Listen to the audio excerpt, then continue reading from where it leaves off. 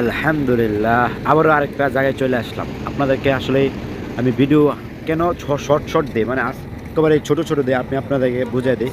এই সেই পাহাড়, আপনার যেই পাহাড়ে রাসূলুল্লাহ সাল্লাল্লাহু আলাইহি সাল্লামকে আপনার এই বদরের মাঠে ৩০০ জন সাহাবী তো আর ১,০০০ মানুষের সাথে যুদ্ধ করা সম্ভব না। এই জন্য আল্লাহ তাআলার কুদরতের মাধ্যমে এই সেই পাহাড়ের মধ্যে আপনার আল্লাহ তাআলার ফেরেশতা নাজিল করছেন, ফেরেশতারা সাহাবীদেরকে শহীদ করছেন। এখানে আমরা উঠবো, আপনাদেরকে যদি দেখাই।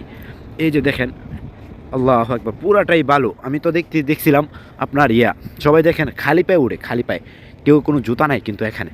হ্যাঁ, সবাই খালি পায়ে। দেখেন পাহাড় কতটুক বড়, এই দেখেন পাহাড় কতটুক বড়, ঠিক আছে। আল্লাহু আকবার। আসলে এটা দিয়ে আপনার উঠাটা অসম্ভব। এটা আপনার উঠলো কীভাবে?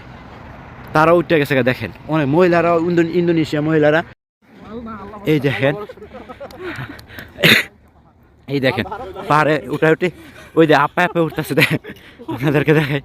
আসলে এটা উঠাটা অসম্ভব, আপনার অনেক দূরে চলে আসছে।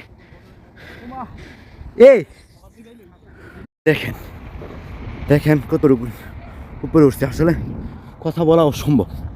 আর হ্যাঁ দেখেন এখানে বইয়ে গেছে। হাবিবি মা ফেরো والله هذا طبعا مشكلة صح إن شاء الله روح إن شاء الله.